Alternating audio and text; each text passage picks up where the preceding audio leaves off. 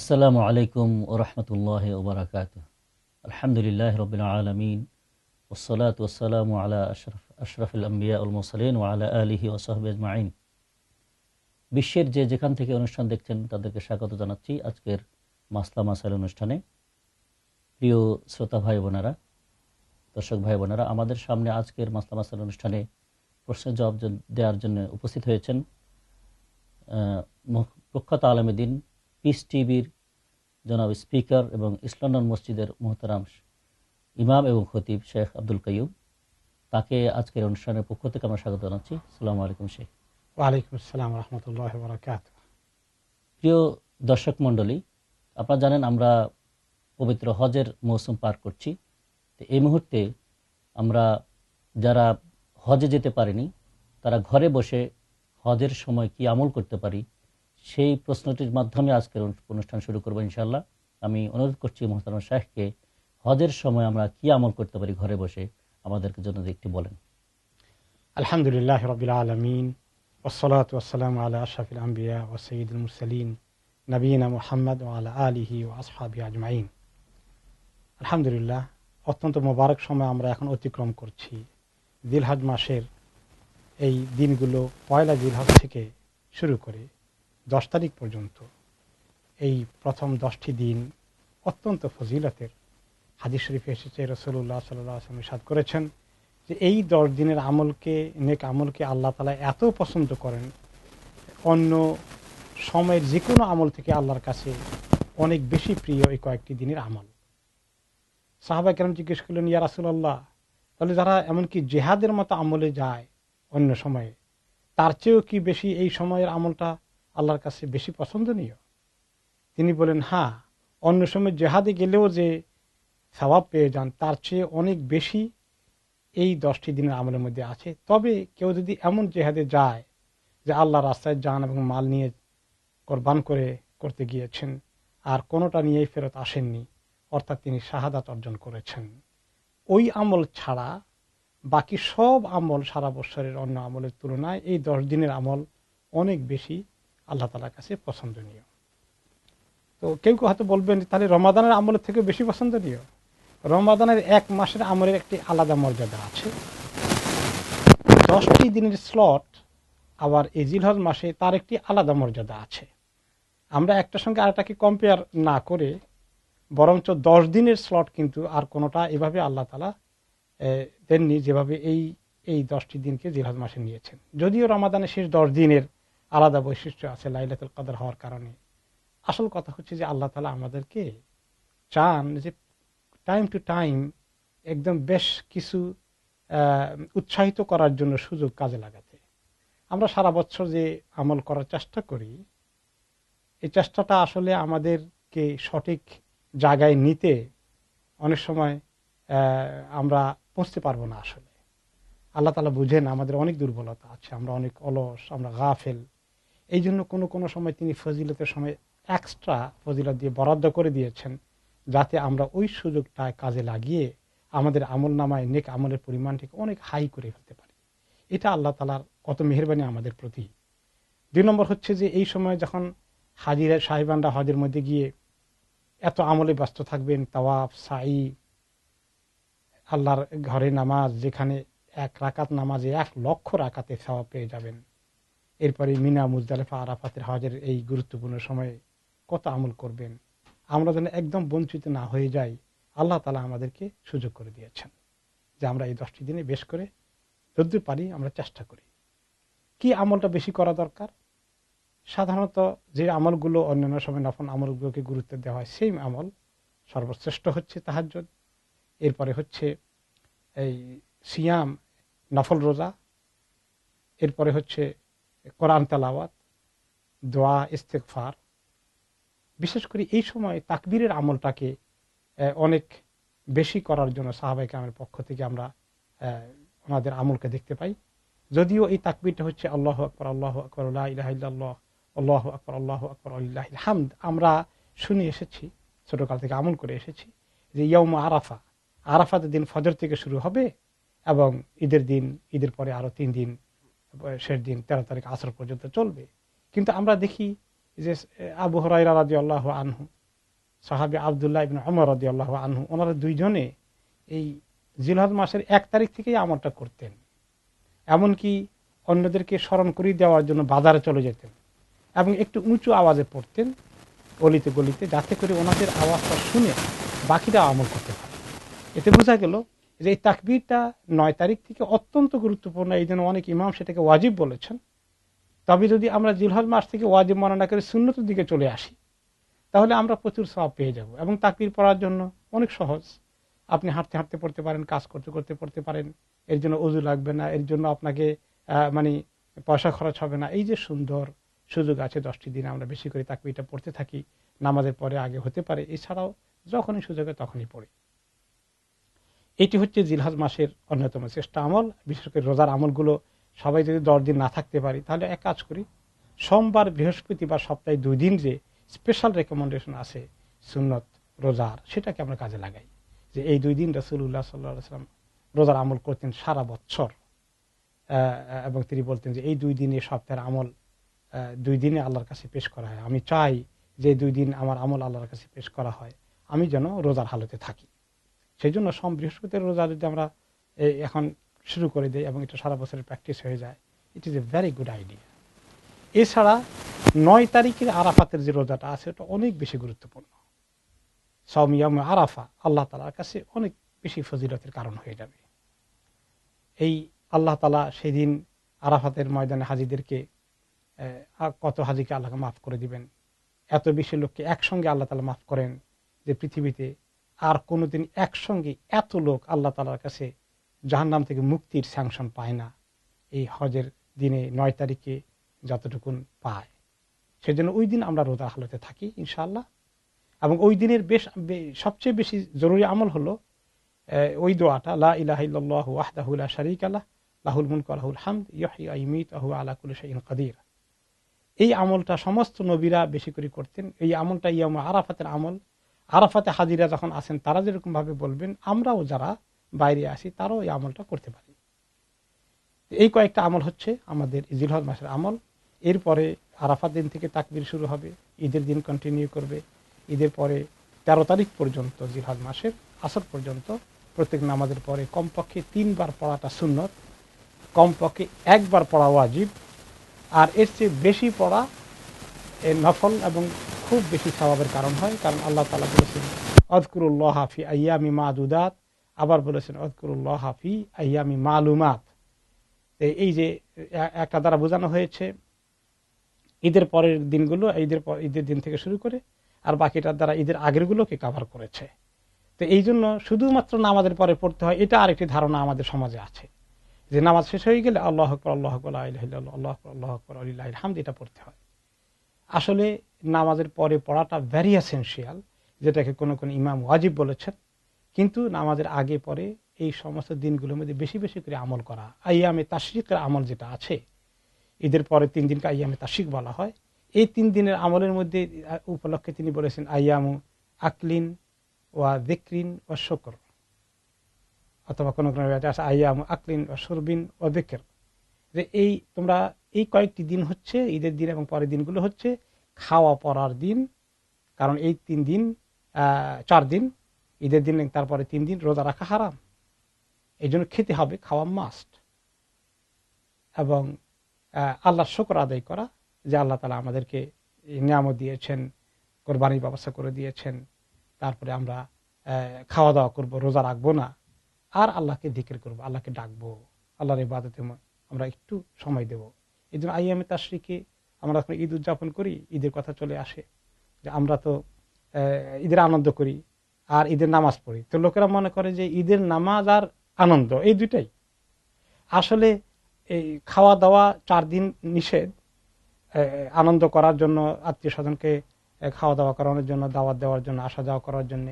কিন্তু যে জিকির এবং শুকর আছে, আল্লাহর ইবাদতের জন্য খাস করে বরাদ্দ করা আছে, ওইটা আমরা কিন্তু ভুলে যাই, আর আমল থাকে না আমাদের। ঈদের নামাজ হয়ে গেছে, বাস ফিনিশ। এই জন্য এই কয়েকদিনের মধ্যেও কিন্তু আসলে ইবাদত আছে। এই প্রথম 10 দিনের পরে আইয়ামে তাশরিক যখন শুরু হয়ে যায় ঈদের পরের দিন থেকে, সেই কয়েকদিনেও বেশ আমল আছে। বিশেষ করে এই যে জিকির করা আমল, কোরআন তেলাওয়াত, নামাজ, রোজা যেহেতু নাই, এগুলোর দিকে মনোযোগ দেওয়া দরকার। এরপরে এই জিলহজ মাসের ফাইনাল আমল যেটা বলতে চাই সেটা হচ্ছে কোরবানি। কোরবানিটা দেখেন হজের কিন্তু অংশ, হজের মধ্যেই কোরবানিটা ওয়াজিব। এবং ইব্রাহিম আলাইহিসসালামকে নিয়ে, ইসমাইল আলাইহিসসালামকে নিয়ে যাবিহুল্লাহ, আল্লাহ এই প্রিয় নবী তার প্রিয় সন্তানকে যে জবাই করার জন্য নির্দেশিত হয়েছিলেন, তিনি যে জায়গায় নিয়ে গিয়েছিলেন মিনা, সেখানে হাজী সাহেবান কোরবানি দেবেন। আমরা যেন বঞ্চিত না হয়ে যাই, আল্লাহ তাআলা আমাদেরকে এই কোরবানির সুযোগ দিয়েছেন। সারা পৃথিবীতে যে যেখানে আছি, কোরবানির মধ্যে আল্লাহ তাআলা এত সওয়াব রেখেছেন যে কোরবানির প্রতিটি পশম অনুযায়ী আল্লাহ তাআলা, পশুর যতগুলো পশম আছে সে অনুযায়ী আল্লাহ তাআলা নেকি দান করবেন, সওয়াব দান করবেন। এই পশুর গায়ে কতগুলো পশম আছে, আপনি যদি সারা জীবন ব্যয় করেন যে এই একটা পশুর গায়ে কতগুলো পশম আছে আমি গণি, আপনি গণি শেষ করতে পারবেন না। এত পরিমাণ নেকি আল্লাহ তাআলা দান করবেন। আমরা এই জন্য সবাই কোরবানি দেওয়ার জন্য উৎসাহিত হই। এখন প্রশ্ন আসে যে কোরবানি কার প্রতি ওয়াজিব? প্রথমত, কোরবানি ওয়াজিব না সুন্নাহ মুআক্কাদা, এটা নিয়ে ইমামদের মধ্যে দুটো মত আছে। কোন কোন ইমাম এটাকে ওয়াজিব মনে করেছেন, আর অন্যান্য ইমামরা সুন্নাতে মুআক্কাদা মনে করেছেন। ইমাম আবু হানিফা রাহমাতুল্লাহ আলাইহি ওয়াজিব হিসাবে ফতোয়া দিয়েছেন, অন্যান্য ইমামরা সুন্নাতে মুআক্কাদা মনে করেছেন। তবে সুন্নাতে মুআক্কাদা অর্থ এই নয় যে এটা করলে ভালো, না করলে অসুবিধা নেই। ওনারা সুন্নাতে মুআক্কাদার ফতোয়া দিল, হাদিসের মধ্যে যে গুরুত্ব এসেছে ওনার আমল করার ক্ষেত্রে খুবই গুরুত্ব দেন, কারণ এত সওয়াবের সুযোগ কিভাবে মিস করা যায়। এবং প্রথম ফোঁটা জমিনে পড়ার আগেই আল্লাহ তাআলার কাছে কবুল হয়ে যায়। আল্লাহ তাআলা এত অধীর আগ্রহে আমাদের কোরবানির অপেক্ষায় থাকেন কবুল হওয়ার জন্য। কবুল হওয়ার জন্য কিন্তু যেটা লাগবে সেটা হচ্ছে একদম সহিহ নিয়ত। আমাদের দেশে লক্ষ্য করেছি অনেক লোক, বড় বড় ব্যবসায়ীরা কোরবানি করেন, কে কত টাকা দিয়ে কিনলেন, অমুকের গরুর দাম হয়েছে 2 লক্ষ টাকা, অমুকেরটা 3 লক্ষ টাকা, এই জাতীয় কম্পিটিশন শুরু হয়ে যায়। আল্লাহ তাআলার কাছে কিন্তু এগুলো কবুল হবে না। একদম খাঁটি নিয়তে, কোনো নাম কুড়ানো নয়, কোনো কারোর সঙ্গে কোনো কম্পিটিশন নয়, ফি সাবিলিল্লাহ লিওয়াজহিল্লাহ কোরবানি করব। লা ইয়ানালাল্লাহু লুহুমুহা ওয়ালা দিমাউহা ওয়ালাকিন ইয়ানালুহুত তাকওয়া মিনকুম। আল্লাহ তাআলার কাছে এই কোরবানির গোশতও পৌঁছে না, রক্তও পৌঁছে না, যেটা পৌঁছে তোমাদের অন্তরে কি পরিমাণ তাকওয়া আছে, আল্লাহ ভীতি, খৌফ, আল্লাহর খৌফ, খাশিয়াতুল্লাহ কি পরিমাণ আছে, তাকওয়া কি পরিমাণ আছে, ইখলাস কি পরিমাণ আছে। কোন ধরনের বড়াই করা, কোন ধরনের প্রদর্শন ইচ্ছা, কোন ধরনের নাম কুড়ানো, খ্যাতি, এবং গরুটাকে অনেক সময় কোন কোন জায়গায় শুনেছি নাকি এই শিং টিং রং টং করে টরে তারপরে এটাকে সারা গ্রামে চক্কর দেওয়া হয়, অমুকের গরুর কোরবানি হচ্ছে এত টাকা দাম। এই জাতীয় কাজ করা একদম বেকার, খুব ক্ষতির কারণ হয়ে যাবে। আমরা দিন না বুঝার কারণে আসলে ধর্মীয় বিষয়গুলো নিয়ে, দিনই বিষয়গুলোকে নিয়ে আমরা নিজেদের মন গড়া অনেক কিছু করে বসি, এগুলো আল্লাহ তাআলার কাছে কিছুই কবুল হবে না। এই প্রসঙ্গে বলতে হয় অনেকেরই প্রদর্শন ইচ্ছা নিয়ত নাই, নাম কুড়ানো নিয়ত নাই, কিন্তু শুধু গোশত খাওয়ার নিয়ত আছে। অনেকেই কোরবানি করা যে একটা ইবাদত এটা ভুলে যান, শুধু চিন্তা করেন হ্যাঁ এই গোশত খাওয়ার সময় এসেছে, গোশত খাবো, তারপরে এই গরুটার মধ্যে কত গোশত হবে, এই ছাগলটার মধ্যে বা খাসির মধ্যে কত গোশত হবে, চর্বি কি পরিমাণ হবে, এগুলো আল্লাহ হালাল করে দিয়েছেন। চিন্তা যে মাথায় আসবে না, আমরা তো মানুষ, আসতে পারে, কিন্তু মনকে বোঝাতে হবে, শোনো মন, তুমি আল্লাহর দিকে যাও, তোমাকে আল্লাহ তৌফিক দিয়েছেন কোরবানি করার জন্য, আল্লাহ কবুল করবেন, তুমি আল্লাহকে দিচ্ছ কিনা, নিজের পেটের দিকে তাকিয়ে আছে শুধু। আমার খাওয়ারটা যদি বড় হয়ে যায়, ওইটাই বারে বারে মনে আসে, আল্লাহর নামে কোরবানি করলাম, সেটা যদি ভুলেই যাই, তাহলে ওই সওয়াব কি আমরা পাবো? খালি কোরবানি করলেই সওয়াব আসবে না। আপনারা জানেন যে কোনো ইবাদতে করলেই সওয়াব হয় না, সওয়াবের জন্য শর্ত আছে, দুটো শর্ত। একটা হচ্ছে লিওয়াজহিল্লাহ, আল্লাহর নিয়তে, আল্লাহর উদ্দেশ্যে করতে হবে। আরেকটি হচ্ছে সহিহ তরিকায়, এই যে এতক্ষণ সহিহ তরিকার কথা বললাম, প্রদর্শনের ইচ্ছা এগুলো কিছু করা যাবে না, একেবারে আল্লাহকে খুশি করার জন্য করতে হবে। এখন এই আল্লাহর জন্য করার মধ্যে নিজের খাওয়ার জিনিসটাকে সেকেন্ডারি করার জন্য মনকে বুঝাতে হবে, মনের সঙ্গে চর্চা করে মনকে রেডি করতে হবে যে না তুমি রেডি হও, আল্লাহর জন্য কোরবানি হচ্ছে, সেটাকে আল্লাহর কাছে দেওয়ার জন্য। তো আল্লাহ তাআলা তো এত কাইন্ড, এত দয়ালু, এত মেহেরবান, তিনি তার জন্য যে কোরবানি আমরা করি তার নামে, সেটাকে তিনি আমাদের কাছে আবার খাওয়ার জন্য অ্যালাউ করে দিয়েছেন। সুবহানাল্লাহ। আমি চিন্তা করি মাঝে মধ্যে, যদি আল্লাহ তাআলা কোরবানি জানোয়ার আমাদের জন্য খাওয়া অ্যালাউ না করতেন, বলতেন এটা কোরবানি করে ফেলে দাও, আল্লাহ রাস্তা দিয়ে দিছে, ফিনিশ, খেতে পারবা না, অথবা তোমরা খেতে পারবা না, গরিব মিসকিনকে দিয়ে দাও। তাহলে আমরা কয়জন কোরবানি করতাম? সুবহানাল্লাহ। আল্লাহ তাআলা আমাদেরকে এত বড় পরীক্ষায় ফেলেননি, অনেক মেহেরবানি করেছেন। তো এই জন্য আমরা খাই। খাওয়ার কথা আল্লাহ কিভাবে আল্লাহ করেছেন কোরআন শরীফে, ওয়াকুলু মিনহা ফাকুলু মিনহা ওয়াত'ইমুল বাঈসাল ফাকির, তোমরা খাও এবং যারা অসহায় আছে, অভুক্ত আছে, গরিব মিসকিন আছে, তাদেরকে খাওয়াও। উভয়কে খাওয়াতে হবে। তো নিজেরা খাওয়াটাও আল্লাহ তাআলার হুকুম। আমরা খেলেও আল্লাহর ইবাদত হয়ে যাবে, যেহেতু আল্লাহ নিজে বলেছেন, আল্লাহ তাআলা নিজে বলেছেন তোমরা খাও, আমরা সেটাকে আমল করছি। এই জন্য নিয়ত করে ফেলি যে আমার আল্লাহ খেতে বলেছেন, এই জন্য আমি খাই, আমার আল্লাহ শুকর আদায় করব, তার হুকুম পালন করছি। আমার নিজের তৃপ্তি হবে, আমার কাছে মজা লাগবে, আমার পেট ভরবে, আমার কাছে ভালো লাগবে, তার সাথে সাথে আমার আল্লাহ খেতে বলেছেন, এই জন্য আমি খাই। সুবহানাল্লাহ। আমার আল্লাহ যদি খাওয়া এলাও না করতেন, আমি খেতে পারতাম না। আমি আল্লাহ শুকর আদায় করি যে তিনি আমাকে এই নিয়ামত দিয়েছেন, তৌফিক দিয়েছেন, খাওয়ার জন্য হালাল করে দিয়েছেন। এখন প্রশ্ন আসে যে কাকে কদর দিতে হবে? এটা নিয়ে লোকেরা মনে করে যে 3 ভাগের 1 ভাগ দিতেই হয়।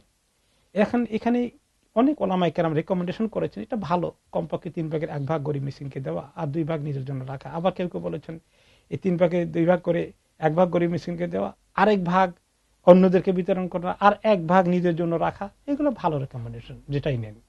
তবে এটা একেবারে মাস্ট নয়, করতেই হবে এমন নয়। কোনো সময় এমন হতে পারে গরিব দুঃখীর পরিমাণ বেশি, তখন 3 ভাগের 1 ভাগ বেশি দেবো আমি। আর কোনো সময় হলো যে হয়তো এত বেশি নাই, বা আমার একটা ফাংশন আছে, আমি একটা ওলিমার ব্যবস্থা করেছি বা কিছু লোকে দাওয়াত দিয়েছি, তখন আমার একটু বেশি রাখতে হচ্ছে, 3 ভাগের 1 ভাগ দিতে পারলাম না, সেটাও জায়েজ আছে। তবে যত বেশি দেব সওয়াবটা তত বেশি হবে। মদিনা তৈয়বায় একবার যখন দুর্ভিক্ষ হলো, তখন রাসূলুল্লাহ সাল্লাল্লাহু আলাইহি সাল্লাম অভাব অনটনের কারণে, দুর্ভিক্ষের কারণে সাহাবীদেরকে বললেন, দেখো 3 দিনের বেশি কারো ঘরে যেন কোরবানির গোশত বাকি না থাকে। সাহাবায়ে কেরাম তাই করলেন। 3 দিনের ভিতরে যতটুকু খাওয়া নিজেরা খেলেন, বাকি সব সেই হিসাব করে গরিব মিসকিনকে দিয়ে দিলেন। পরের বছর দুর্ভিক্ষ আর ছিল না, স্বাভাবিক জিন্দেগি আসলো। সাহাবায়ে কেরাম জিজ্ঞেস করলেন, ইয়া রাসূলুল্লাহ, গত বছরের মতো এবারও তাই করতে হবে? 3 দিনের বেশি রাখা যাবে না? তিনি বলেন, না, গতবার যেহেতু অভাব অনটন ছিল, কাহাত ছিল, দুর্ভিক্ষ ছিল, সেজন্য আমি বলেছিলাম এবার তোমাদের খুশি, তোমরা যতটুকুন দিতে পারো, যতটুকুন খেতে পারো, খেতে চাও, বিতরণ করতে চাও, করতে পারবে।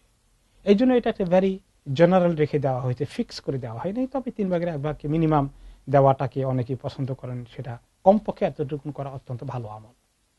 যা আমাদের সমাজে দেওয়ার চাহিদা তুলনায় রাখার চাহিদাটা বেশি, এবং কোরবান আসলেই অনেক সময় দেখা যায় নতুন করে ফ্রিজ কেনার হিড়িক পড়ে যায়, যে কিভাবে জমা রাখা যায় কয়েক মাস খাওয়ার জন্য।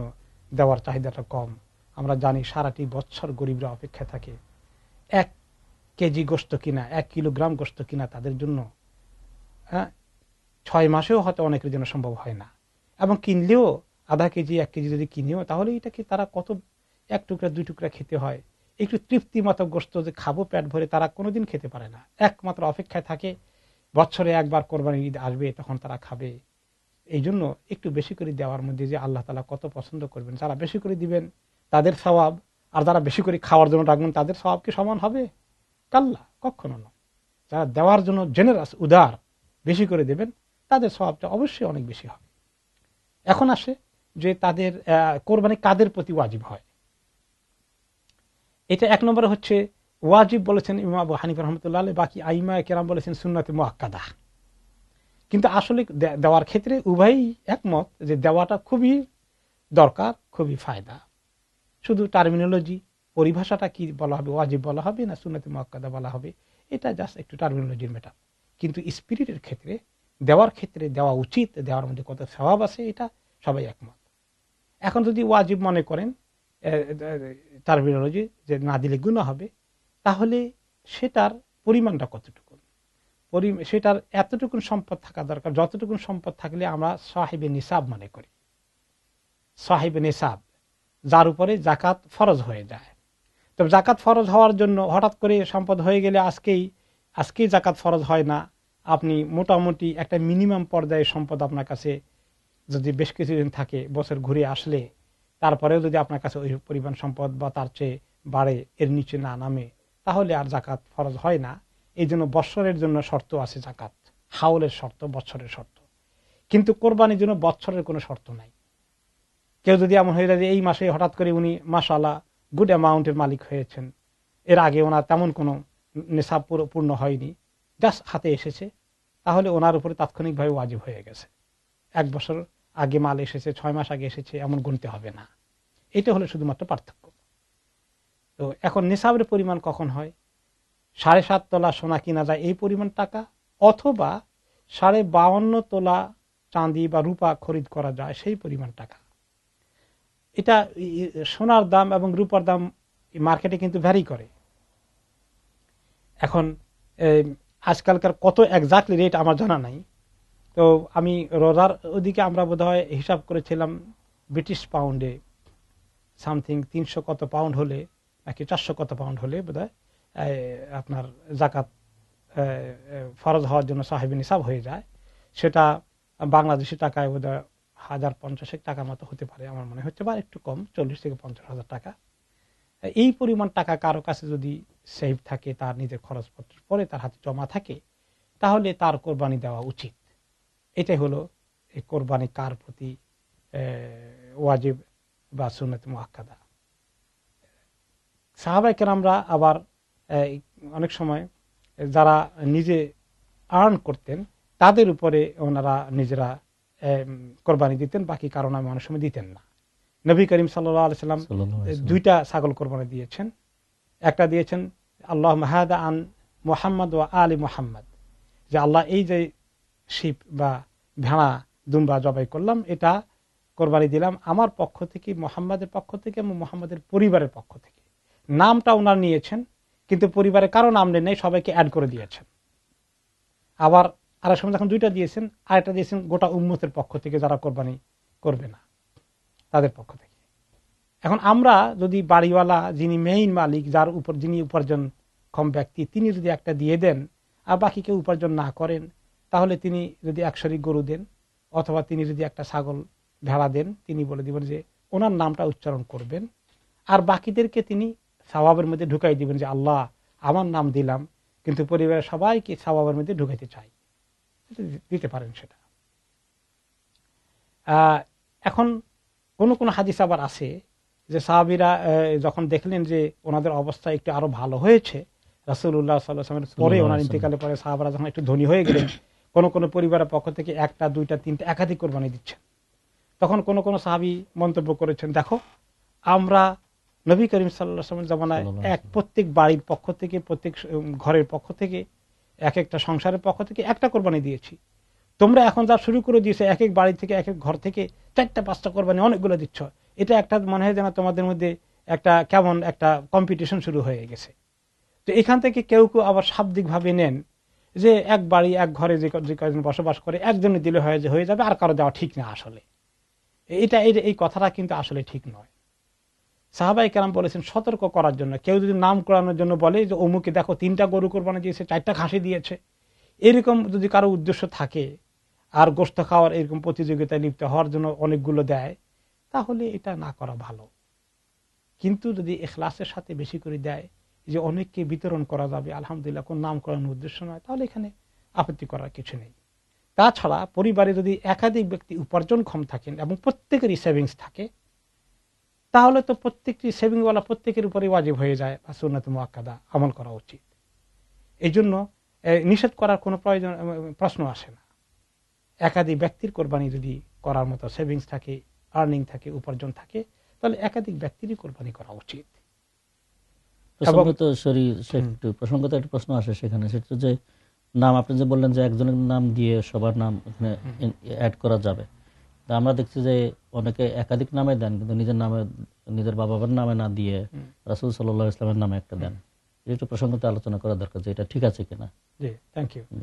যে আসলে আরো কয়েকটা পয়েন্ট রয়ে গেছে কোরবানি, যে নিজের নাম দেওয়া আর যাদের উপরে ওয়াজিব হইতে পারে উপার্জনক্ষম তাদেরটাকে শিওর করা, যেন আপনি গরু দিচ্ছেন 7টা নাম দেওয়া যায়, দ্যাটস ফাইন। এরপরে সেখানে নিজের পরিবারের জন্য, পরিবারের মধ্যে থেকে নিজেরটা দিয়ে তারপরে মা বাবার জন্য দেওয়া। এখন অনেক সময় আছে যে মা বাবা ইনকাম নেই অথবা ইন্তেকাল করেছেন, আর যার ইনকাম আছে তারটা বাদ দিয়ে বাবার নামে দিয়ে দিল, মায়ের নামে দিয়ে দিল, এটাও আরেকটা বোকামি। আগে নিজেরটা দেওয়া, যার উপরে যিনি উপার্জন কম, যার সেভিংস আছে তারটা দেওয়া শিরক করা। এরপরে বাকিদেরকে আপনি শরীক করলেন, নাম দিতে চান একাধিক, মেনশন করতে চান দিতে পারবেন, মায়ের নাম, বাবার নাম, জিন্দা আছে মরে গেছে উভয়ের নামই দিতে পারবেন। এগুলো দেওয়ার পরে বাকিদেরকে যদি নাম না নিতে পারেন তখন বলবেন যে আল্লাহ বাকি যাদের নাম নিতে পারলাম না, শরীকে অ্যালাউ করলো না, আমি সবাইকে শরীক করতে চাই, তাদের আর নাম নিবেন না। একটি কোরবানিতে একটি নাম বলা যাবে, এক এক শরীকে একটি নাম বলা যাবে, আর বাকিদের নামকে নাম না বলে সবাইকে আল্লাহ সবাইকে শরীক করে দিন, এটা বলতে পারবেন। এরপরে আপনার প্রশ্নটা আসে যে অনেকে রাসূলুল্লাহ সাল্লাল্লাহু আলাইহি ওয়াসাল্লামের নামে কোরবানি দেন। আসলে এটার কোনো এক্সাম্পল আমরা সাহাবায়ে কেরামের জীবনে পাই না। আল্লাহ তাআলা ওনাকে এমন আমল করিয়েছেন যে আমরা ওনার জন্য কোনো আমল করা দরকার নেই, আমরা ওনার জন্য সদকা দেওয়া দরকার নেই, ওনার জন্য হজ করার দরকার নেই, ওনার জন্য উমরা করার দরকার নেই, অনেকে ওনার জন্য হজও করে, ওনার নামে কোরবানি দেওয়া দরকার নেই। আসলে এগুলো যারা করে আমার দৃষ্টিতে এটা সুন্নতের খেলাফ। কোন সাহাবায়ে কেরাম কারো কাছ থেকে ওলামায়ে কেরাম এরকম করে ইমামদের পক্ষ থেকে কোনো ফতোয়া পাওয়া যায়নি, এবং তাদের ধারণা এই যে নবী করিম সাল্লাল্লাহু আলাইহি ওয়াসাল্লাম বোধহয় আমলের দিক থেকে একটু গরিব ছিলেন, ওনাকে আমরা একটু আমল জোগাড় করে দেই। এটা এক ধরনের মানে প্র্যাকটিস উপমহাদেশের কোন কোন অঞ্চলে হয়, এটার কোনো ভিত্তি নেই। একটি মাত্র জিনিস আল্লাহ তাআলা ওনাকে দিতে বলেছেন যে সাল্লু আলাইহি ওয়া সাল্লিমু তাসলিমা, আল্লাহ নবী সাল্লাল্লাহু আলাইহি ওয়াসাল্লামকে আমরা সালাত এবং সালাম পাঠাবো, এই জিনিসটা আল্লাহ তাআলা আমাদেরকে ওয়াজিব করে দিয়েছেন, আমাদের উপরে একেবারে কোরআনের মধ্যে আল্লাহ তাআলা নাযিল করেছেন, নামাজের মধ্যে ঢুকিয়ে দিয়েছেন। এই আমলটা করা উচিত। আর বাকি কোনো ইবাদত ওনার নামে করাটা একদম ভিত্তিহীন, এর পিছনে কোনো দলিল নেই। এটা উপমহাদেশের কিছু কিছু লোকদের মধ্যে এই আবেগ জজবা, ইলমি দিক থেকে এর কোনো ভিত্তি পাওয়া যাবে না। এমনকি শুধু তাই নয়, রাসূলুল্লাহ সাল্লাল্লাহু আলাইহি ওয়াসাল্লামের নামে দেওয়ার পরে আবার আবু বকর রাদিয়াল্লাহু আনহু নামেও, ওমর রাদিয়াল্লাহু আনহু নামেও দেওয়ার জন্য আহ্বান করা হয়। এই জাতীয় কথাবার্তার কোনো দলিল নেই। হ্যাঁ, একটা দলিল নিয়ে আসে, সম্ভবত ইবনে মাজাহ হাদিসটি আছে, বর্ণনা করেছেন আলী রাদিয়াল্লাহু তাআলা আনহু। তিনি বলেছেন, ওই হাদিসে বলা হচ্ছে যে নবী করিম সাল্লাল্লাহু আলাইহি ওয়াসাল্লাম আমাকে বলেছেন তার নামে কোরবানি দেওয়ার জন্য, তিনি মরে গেলেও আমি জীবনে যতদিন বেঁচে আছি আমি এটা ছাড়বো না। এক নম্বরে যদি হাদিসটা সহিহ হয় তাহলে হচ্ছে যে আলী রাদিয়াল্লাহু তাআলা আনহুকে তিনি বলেছেন আওসানি, আমাকে নবী করিম সাল্লাল্লাহু আলাইহি ওয়াসাল্লাম ওসিয়ত করেছেন, ওনাকে ওসিয়ত করেছেন বিটা উনি এটা করলেন। তা আমাদেরকে তিনি ওসিয়ত করে গেছেন? করেন নাই। দুই নম্বর হচ্ছে, আসল কথা হচ্ছে হাদিসটা আসলে সহিহ না, হাদিসটি দাঈফ। এই দাঈফ হাদিস আমল করার মতো নয়। এরপরে কেউ যদি মনে করেন যে না দাঈফ হলেও আমল করবো, আপনাকে তো ওসিয়ত করে নাই, ওসিয়ত তো করেছেন আলী রাদিয়াল্লাহু আনহুকে, ওনার নিজের আত্মীয়, উনি উত্তরাধিকারী বলা যায়, ওনার ছেলে নাই, উনি ছেলের মতো জামাই হিসাবে, মা ফাতেমা রাদিয়াল্লাহু তাআলা আনহার স্বামী হিসাবে, উনি আলে বাইতের অংশ হিসাবে সেটা হতে পারে, কিন্তু এরপরে হাদিসটি সহিহ নয়। তারপরে যদি হয় ওখানে এটা সীমিত থাকবে। তো কাজেই আমার দৃষ্টিতে যারা আমরা নিজেরা মা বাবা, আমরা কত গরিব হালতে আছি সওয়াবের দিক থেকে, আমাদের পিতামাতা, দাদা দাদি, নানা নানি কত গরিব হালতে আছে, আত্মীয় স্বজন, এই অসহায় লোকগুলোকে বাদ দিয়ে রাসূলুল্লাহ সাল্লাল্লাহু আলাইহি ওয়াসাল্লামকে যিনি আল্লাহ তাআলা জান্নাতে সবার আগে ওনার জন্য দরজা খুলবেন, ওনার জন্য আমল করে ওনার মহব্বত দেখে, আবেগ মহব্বত দিয়ে দিন কায়েম হয় না। দিনকে অনুসরণ করতে হবে কোরআন এবং হাদিসের ইনস্ট্রাকশন অনুযায়ী। আতিউল্লাহ ওয়া আতিউর রাসূল, আল্লাহ এবং তার রাসূল যা করেছেন করতে বলেছেন সেটাকে ফলো করতে হবে। মনের আবেগ জজবা দিয়ে মহব্বত করতে গিয়ে তো অনেক শিরক করেন। তাহলে এই জাতীয় ঈসা আলাইহিস সালামের অনুসারীরা আবেগ জজবা দিয়ে ঈসা আলাইহিস সালামকে সম্মান দেখাইতে গিয়ে ওনাকে আল্লাহর আসন নিয়ে বসিয়ে দিয়েছে। নবী করিম সাল্লাল্লাহু আলাইহি ওয়াসাল্লাম উম্মতকে সাবধান করেছেন, খবরদার আমাকে নিয়ে এমন বাড়াবাড়ি করো না যে ধরনের বাড়াবাড়ি ইবনে মারিয়ামকে নিয়ে করেছে, ঈসা আলাইহিস সালামকে নিয়ে করেছে খ্রিস্টানরা। তো এই জন্য কোরআন হাদিসের দলিল ছাড়া আবেগবশত আমল করাটা গোমরাহির অন্যতম লক্ষণ। মেজরিটি উম্মাহ মিসগাইডেড। এই কোরআন হাদিস ছেড়ে দিয়ে নিজের মন গড়া এবং আবেগবশত সিদ্ধান্ত নিতে গিয়ে, আবেগের কারণেই ওলি আল্লাহকে সম্মান করতে গিয়ে, বুজুর্গদেরকে সম্মান করতে গিয়ে তাদের কবরকে আজকে শিরকের আখড়া বানানো হয়েছে। বিনা দলিলে আবেগের কারণে মানুষ শিরকের দিকে চলে গেছে। এই জন্য আমাদেরকে ইলম শিখতে হবে, এই ইলম শিখে আমল করতে হবে, তাহলে সেটাই আল্লাহ তাআলা কবুল করবেন। যে কোনো ইবাদত কবুল হওয়ার জন্য দুইটা শর্ত আবার মনে করে দেই, একমাত্র আল্লাহর জন্য ইখলাসের সাথে, দুই নম্বর হচ্ছে নবী করিম সাল্লাল্লাহু আলাইহি ওয়াসাল্লামের তরিকা মতো, যে তরিকাটা কোরআন হাদিসে সাহাবায়ে কেরামের আমলের মাধ্যমে তিনি আমাদেরকে রেখে গেছেন, এগুলোই হচ্ছে দলিল। এর বাইরে কোনো আমল আল্লাহ তাআলা কবুল করবেন না। ওয়াবিল্লাহি তাওফীক। জাযাকুমুল্লাহ। সরি শেখ, আপনাকে আমি একটু ডাইভার্ট করে দিছি। আপনি কথা বলছিলেন কোরবানির ব্যাপারে, কারা দিতে পারবে কারা খেতে পারবে। এখন একটা প্রশ্ন আসে, সেখানে আমি একটু ব্যাক যাই। সেটা হচ্ছে যে আমি কি আমার শর্ত সামর্থ্য যারা আছে, মানে সামর্থ্যশীল যারা আত্মীয় স্বজন, তাদেরকে দিতে পারবো কিনা কোরবানির গোশত? এটা একটা প্রশ্ন আসে। অনেকে মনে করেন যে আত্মীয় স্বজনকে দিতে পারবো কিনা, শুধু গরিবদেরকে দিতে হবে। আবার কেউ কোরবানি দিয়েছে তাকে দিতে পারবো কিনা, কেউ কোরবানি দিলে তাকে দেওয়া যায় না, এরকম নিষেধাজ্ঞাও আছে জনগণের মাঝে। আসলে এগুলো ভিত্তিহীন। এক নম্বরে উচিত যারা দেয়নি তাদেরকে দেওয়াটা। দুই নম্বরে উচিত যে যারা দেয়নি তারা আসলে কারা। আমার আত্মীয় স্বজন হলে তাদের হক আর একটু বেড়ে যায়, আর যারা আত্মীয় স্বজন নয় তাদেরও প্রাপ্য রয়েছে। যারা নেইবার এবং কাছাকাছি আছেন তাদের হক বেশি। দুই দিক থেকে যারা নেইবার প্রতিবেশী আর যারা আত্মীয় এদের হক বেশি। এরপরে বাইরের গরিব মিসকিন অসহায় লোকদেরকে কেউ দিলে তাকে দেওয়া যায়। দেখুন কেউ ছাগল দিয়েছে, আপনি তাকে একটু গরুর গোশত দিলেন, বা সে ছাগল দিয়ে আপনাকে একটু ছাগলের গোশত দিয়েছেন। এটা হাদিয়া তাহাদু তাহাবু, হাদিয়ার বিনিময় করা, এটা জায়েজ আছে, এটা কোনো আপত্তি নেই। যারা কোরবানি দিয়েছে তাদেরকে আদৌ দেওয়া যাবে না এমন কোনো মাসালা নেই। তবে যদি শুধুমাত্র যারা দিয়েছি তারাই একে অপরকে দেওয়া শুরু করে দেয়, আর যারা মোটেই দেয়নি তারা মিস হয়ে যায়, তাহলে তো আবার স্পিরিটে খেলাফ হয়ে গেল। যে ওয়াত এমুল বা ইসাল ফাকির, যারা কিনতে পারে না, অভাব অনটনে আছে, ক্ষুধার্ত আছে, তাদেরকে দাও। ওটাকে একটু প্রায়োরিটি দিতে হবে, যেন এটা গুড পোর্শন। যারা দেয়নি বা দিতে পারে না এবং অভাবে আছে তাদেরকে একটু প্রায়োরিটি দেওয়া, নিশ্চয়ই এটা কোরআনের হুকুম। জাযাকুমুল্লাহ শেখ, আসলে প্রসঙ্গটা খুবই বড়, একটু লম্বা সময় গেছে। তো আমরা মনে হয় এখন একটু অন্য প্রশ্নের দিকে আগাই। সেটা হচ্ছে যে আমাদের কিছু ভাই অনলাইনে প্রশ্ন করেন, যারা বাংলাদেশ থেকে দুজন মানুষ প্রশ্ন করেছেন, দুজন ভাই। তো এই প্রসঙ্গটা একটু বলে রাখি আমাদের দর্শক ভাই বোনদের জন্য। আপনারা যারা প্রশ্ন করেন তাদের জন্য অ্যাড্রেস হচ্ছে mail@hokkotha.com। আমি আবারও বলি mail@hokkotha.com। এর মাধ্যমে আপনারা প্রশ্ন করতে পারবেন অনলাইনে। আর যারা প্রশ্ন করেন তারা আপনাদের নাম ঠিকানাটা একটু মেনশন করবেন। বেশ কয়েকজন ভাই আপনারা নাম ঠিকানা অ্যাড্রেস করেন নাই, আপনারা উল্লেখ করেন নাই, করলে পরে ভালো, আমরা সেবা আপনার নাম উল্লেখ করতে পারবো আপনি কি প্রশ্ন করেছেন।